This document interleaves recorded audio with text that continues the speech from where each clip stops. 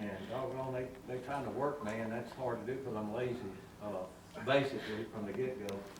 But we promised when we came in, the board members and I, that we would try to do some things hands-on and practical application to help us get better at what we do, which is we've got to get better. We've got to get better at techniques. We've got to get better at production. We've got a market that's absolutely fabulous. We just can't meet it. And if we don't meet it, it's going to go away, and we know that. So whether you're growing 3 trees or trees like that out there, you're very important to us. You're viable to us because every gallon that can be sold meets a need, whether in your neighborhood or down the road somewhere. So we decided to do a few things, and one of the things that comes up a lot is, of course, grafting. That's a biggie, and we had a little seminar on grafting last year. But cutting sign wood and preserving it and doing things like that, practical hands-on stuff, is super important, along with pruning, which Carrie does a fantastic job every year at the conference. But we want you today, we're going to cover some ground today. We're going to start off, and this is Bobby Talbert, who has been from the start. Had over, I forgot how many miles of trees, a bunch. And he has tried a little bit of everything, growing cherry trees on Toledo Bend right now. You can believe that, but he's done a little bit of everything. And so I just, he's a good friend of mine, and I just imposed on him to get him up here on this cold day to do some sign wood cutting, preserving, and some other things. Dr. Mike is here today, and he and Bobby later on. We're having a problem this year with small sign wood. We didn't have any rain last year, and so our sign wood is small.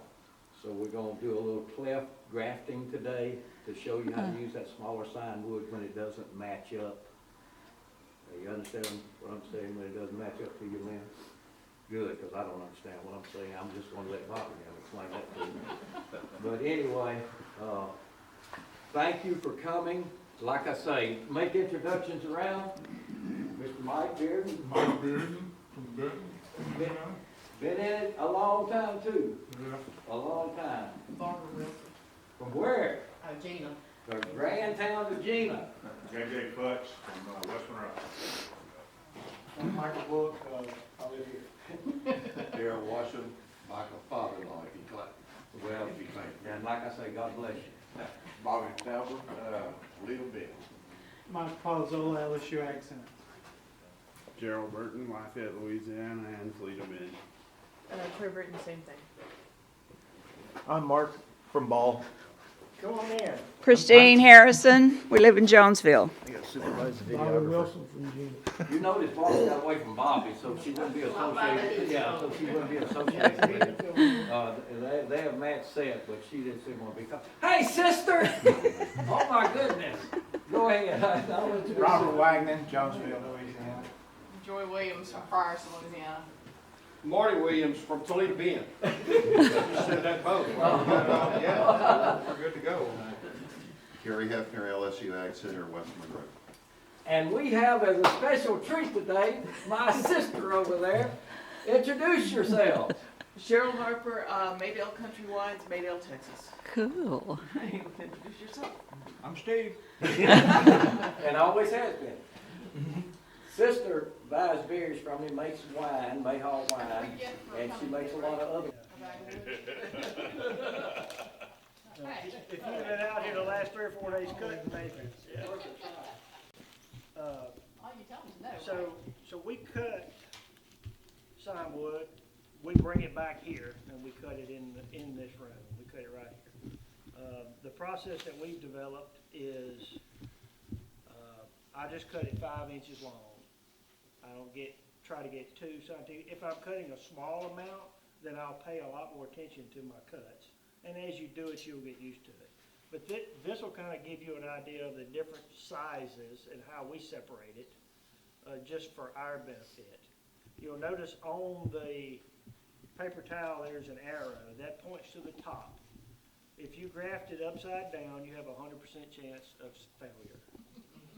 So that is important. So this is what we consider small, and then this is what we consider medium. And this year, we didn't have very much large, as Skip alluded to. So we do most of our grafting with a tool, and so we want tool size sign wood. But this is the end product, and so I thought what we could do is, that you see how it winds up. We can go out in the field, we can cut a little sign wood, we can bring it in here, we can cut it up. I have a waxing pot back here. You can make one of these yourself for about $20. Mark, did you bring yours? It's in the car. Okay, and we'll bring it out too, because I want them to see it too. Mine's only $5. Okay. It's cheap. But it works. I mean, Yeah. So this is a 1 gallon paint can, you can get it Sherwin-Williams, empty paint can. And I found this burner on Amazon, and that can fits exactly on that burner. And that's what we use to wax our sign wood with. And I just use regular Gulf wax. And, so we can go through that whole process of cutting, bringing it in. Brother, Mr. Bobby can, when we go out there, he can kind of show you the different, the new growth, so you can distinguish, new growth and old growth. He knows a lot more about that. Anything, I just thought, this is the end product. Yeah. Thought we'd start to show them that, and then we can go cut some sign wood, bring it in. and you dipped each end is what you did? Yes. Okay. And when we cut some, then we'll cut Yeah. some and wax it and show the whole Because process. last year when we used your sign wood, Dr. Palazzolo was talking about how well it was waxed and preserved, and that's important. And it's small things like this that catch me, that arrow, that's the kind of stuff that gets me. Because I do something, I would just put them in there and then end up putting them upside down. That sounds so simple, but it's those mistakes there that cost you money and time. So that's a good technique right there. I mean, yes, sir. Can I ask a leading question? for Yeah. Bobby? If I get a piece of sign wood from Michael, and it's not marked with the arrow, how do I tell the upside and the downside? It's got orientation, you can almost tell it without anything, because the bud's gonna have a slight angle in that thing. It's kinda hard really to get it upside down. I would. Unless you're blind, but every one, it'll have a slight angle with it. And I've noticed, Mr. Bobby, that underneath, you can see that little nodule underneath, especially on the larger ones. There'd be a dark spot on the bottom.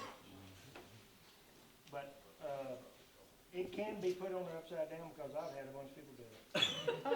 Well, I see you got it in the refrigerator. How long will it just stay? We will graft, this spring, and then I don't keep any sign wood till the following year. I think when I throw away some at the end of the season, even keeping it over winter, it's still some green. Some of it will be green, some of it won't. Like the arrow, what I've learned is you try to increase your odds at every point. Because every little thing, you do this a little bit better, this a little better, this a little better, and then you get it. You could probably graft a 2-year-old. Because it might not be you doing the grafting. It might be somebody you taught or brought in, and they may not see what I'm saying. So if you cover all angles and all bases, you're better off at the start than otherwise. By the way, we just had a gentleman walk in, a very good friend of all of us, Charles Harton. From Grant, Louisiana. Grant, Louisiana. Grant Parish. Not Grant Parish like I am, but Grant, Louisiana. You notice also though, that when he's wrapping these are dampened, these paper towels helps keep them dry out. Right there. All of that Super important is there. proposed to be first-year growth. When we go cut some, every now and then, it's hard to tell. And last year, I don't think we were as picky, and we kept some we probably shouldn't have had. I just hauled off a pile of limbs out of here this morning, about the size of that table, because we were a lot pickier this year. and making sure that we didn't. Mr. Bobby, I don't know what your take is on it. I mean, I think you can graft a second year wood, you just don't get as good a take rate. Right, I've actually done that for shows where I want, and actually, I got ones I just grafted, and they just come out and they got clusters of mayhaws on them, because they got bloom buds on that overgrowth. One thing about sign wood, the growth on the tree, there's 2 spurts of growth. One will happen spring, it'll harden off, and then it'll start the second spurt for the summer. And there'll be what they call a bud scar in between the two on the thing. So I usually don't go back past spring growth in there. That's where we try to stay as well. The only, the red chimp is a more aggressive grower, so you get some, it does throw off some really big sign wood, if you can keep some water on it. And Michael got his sign wood from Billy Crafts, and Billy irrigated.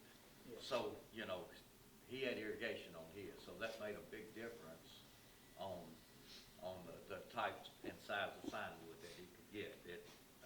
It helped, Well, Billy, he'll get suckers.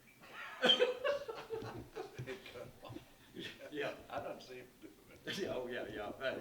It's about the money with Billy. Yeah, you'll get a sucker started down there and it's up in the tree. Of course, the buds in between them would be about that tall. Yeah.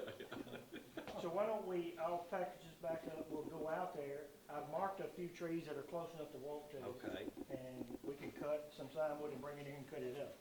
Now, if you do not feel like leg or mud or anything like that, we do have a place over here, stay here, whatever, but anybody can. Well, yeah, you can tell it, cause you put your hand up in it, you'll come out into it. You had real good growth though, even for the summer growth on the thing right there.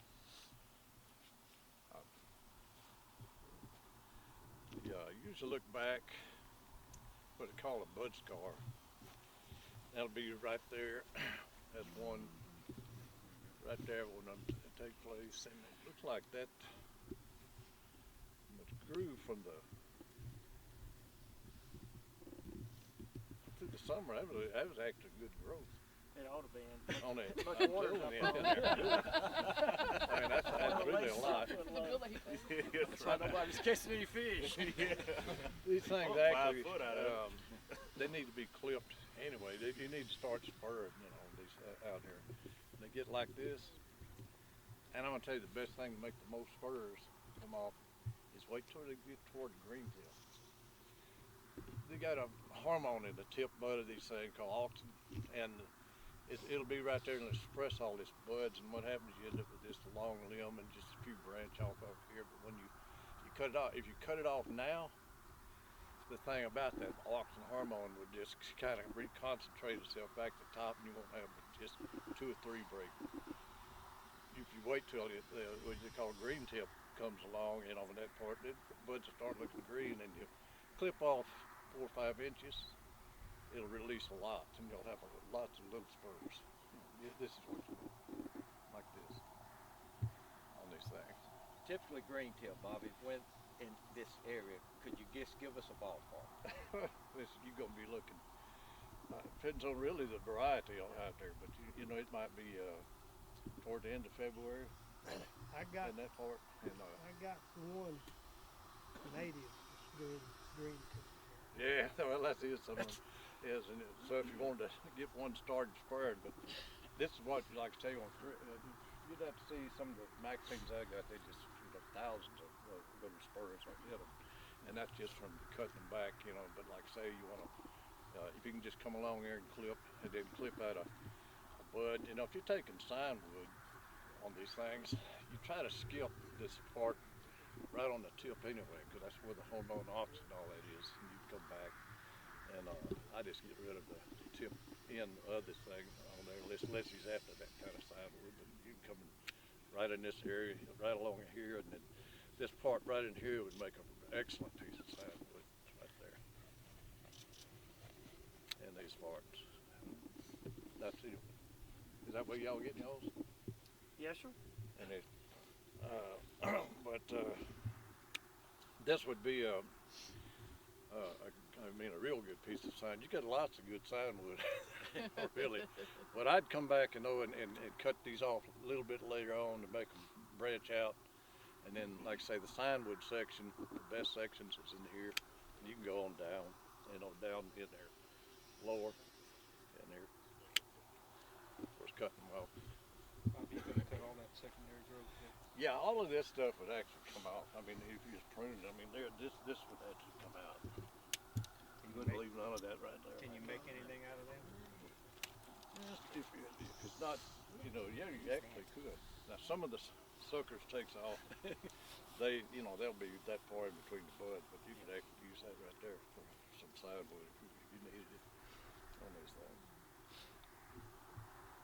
But just by clipping. So, Mr. Bobby, you're talking about some or that far apart. You're really looking for some that are closer to say an inch apart or something? Yeah. You get genuine suckers, they'll come up and there'll be long gaps in between them, but it depends on how much shade it's getting. If it's getting a lot of shade, then it just grows a long ways. No buds out there on them. Trees, it's basically pretty good. It's stuff that I look for in my pruning. It would even be this one here. I'd cut it out. So that, you don't know how we cut it. You cut anything you want. All right. Don't cut it down. You don't want something like these like that going in there. You don't want this thing here going off there. So, but from a quality of perspective, so this that you cut out of the middle. Yeah.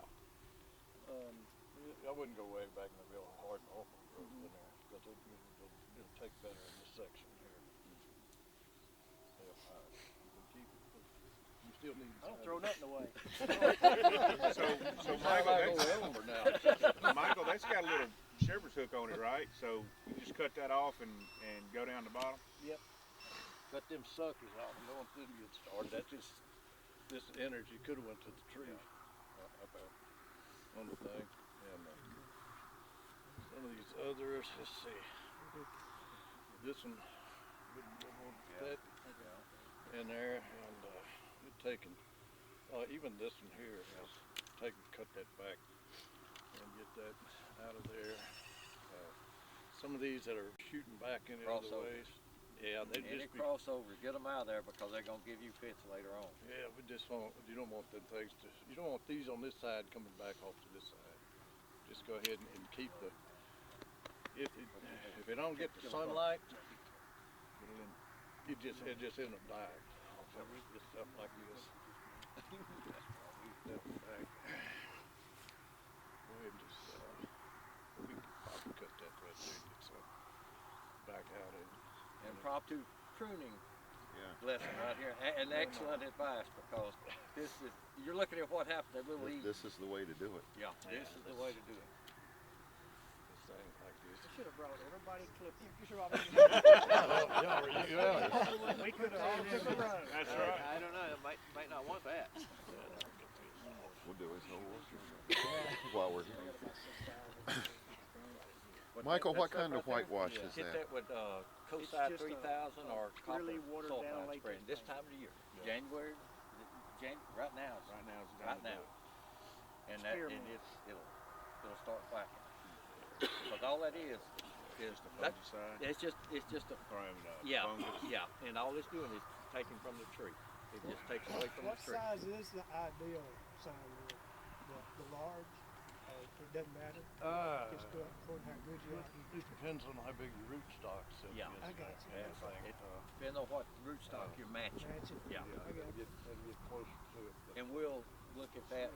You just say basically just try not to use this section Right. part of it.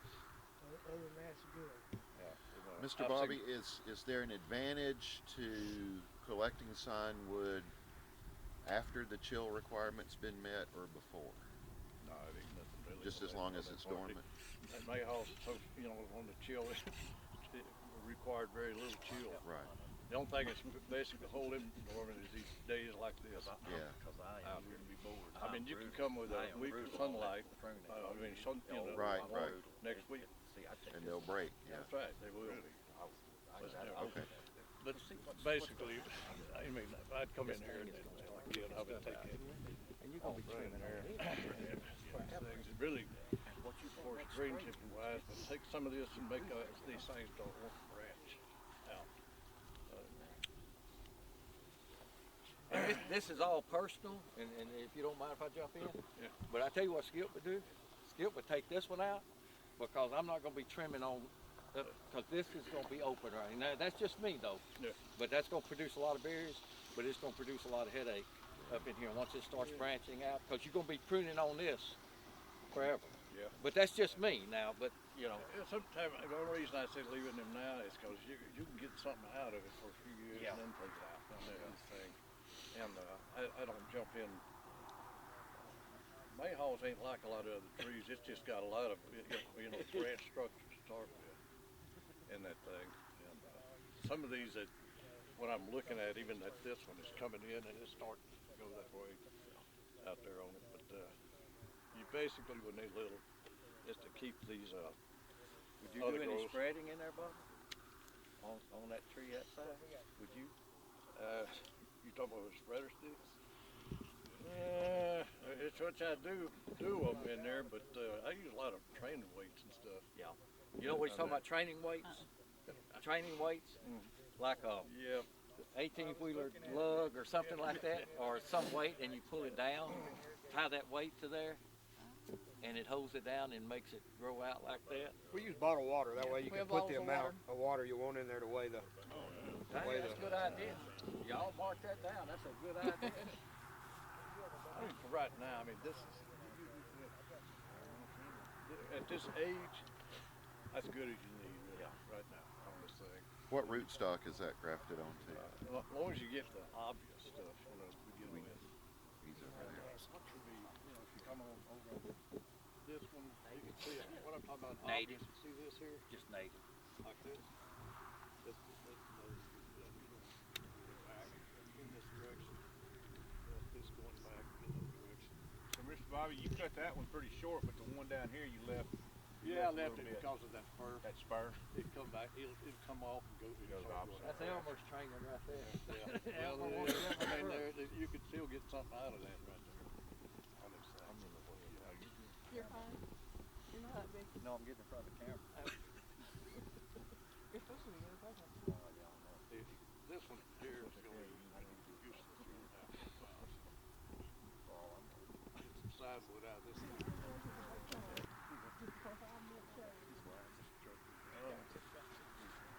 This one.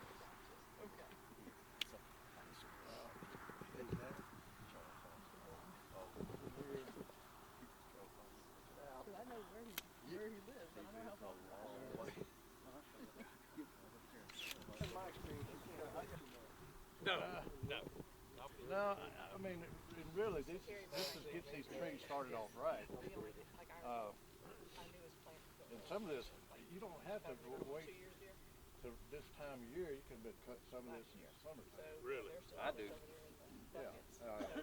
We're trying to figure out. And yeah, because that way you kind of push the growth. What you take out then will start going someplace else. So you don't want to waste it. And just waste it and have to turn around and cut it out. Should you limit how much you prune in the summer? I go through it just hit a little bit. Not all at once. And just go. You always can see obvious stuff out there that needs to be cut out. So we wanna just take this back and cut it up and show them we can do that. Bobby always told me obvious first, then go back and Well, tweak it is. You've got a lot of obvious stuff that'll jump out in any tree. and then go back and tweak. And that's what I've done. And there's not, right now, Sold just about everything I have. getting off, I mean, this is going to be, you have to visualize eventually it's just going to come back in and be, thick bush off this way. If you keep the sunlight into these trees, that'll keep all these spurs alive. Once they ever shade out, they'll just die. All, they won't no longer. And so the whole thing is, I got trees that's not even this tall. That, it's got, you'd have to see the structure of it. I mean, it's tremendous. You couldn't even think about putting your hand off in it, but it's all loose structure. Later on, I did all this stuff. sign wood down, is cut it, but cut these and start developing these little spurs everywhere. So, Mr. Bobby, if he came back and he cut basically the top few inches of this tree, of everything, what that's going to do is that's going to make the lower part just bush out. Right. It's almost like, I would almost say that this group here must have been cut. You see all of this, like here? Right. That it probably got cut somewhere down the line and it started all that branching off of it. But there's lots of them things. You just don't have spurs on it. You got long, lengthy limbs. You got plenty of sunlight on this little tree. It just they just need to be clipped. I'd come through here quick. And if you do it with green tip, like I say, because it'll bust lots of little laterals out of it at that time. Like I say, if you do it now, it's like clipping. The hormones just relocate. The only thing that'll bust out will be 2 or 3 right there, right beside it. You don't get a lot of spurs on that. But what it does when you remove that hormone for it time, it don't have time to relocate the oxygen, and it'll cause lots of these little spurs to pop out.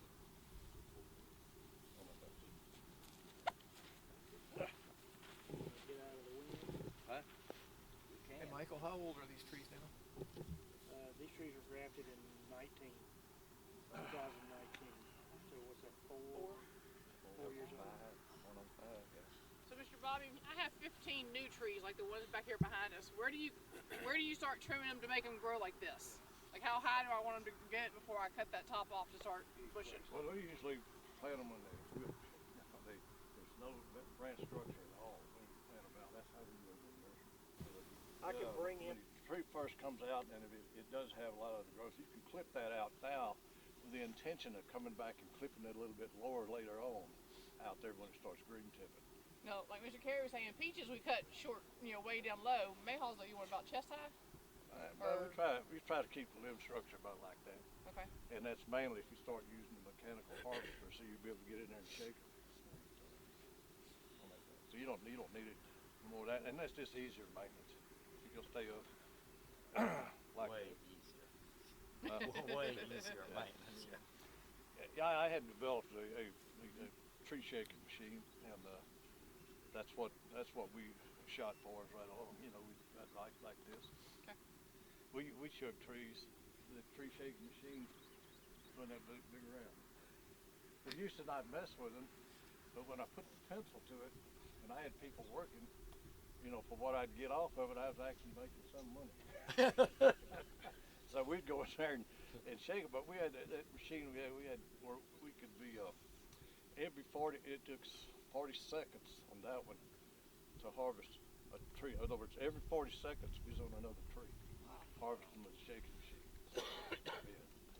But go a little bit into that. I have one of those shakers over. Yeah, you gave Elmer's over there. Yeah, it's a little bit we harder. developed that one and the one I got at the same time. It's a little bit harder to deal with because it's on a trailer. His was on the front of a 95 horsepower tractor, 100 horsepower.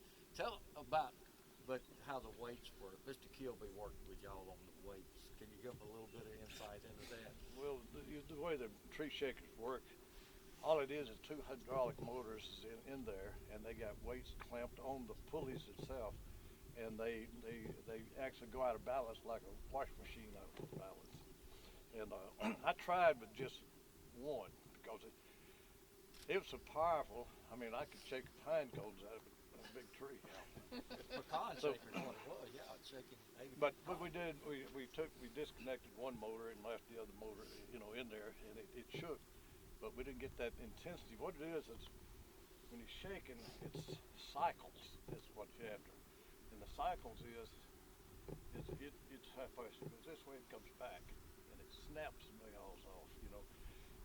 When I first got on the machines in Michigan and was doing some tests, with the things, I've been in orchards like this, tart cherries, and I see them. So I got on the side of the road and I shook them hard, and I could not shake them off.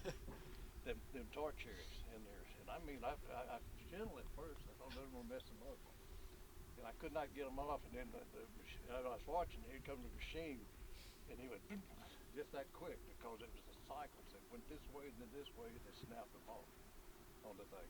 That's some of the shaking machines, if they don't get that cycle right, it'll actually, we was working with one, it goes this way and it's too far, and what happens when it comes off, it throws some nails out sideways. So you gotta have something that's a short cycle that can come back real fast, because it's a long cycle, it'll throw a slap ass all out of the frame.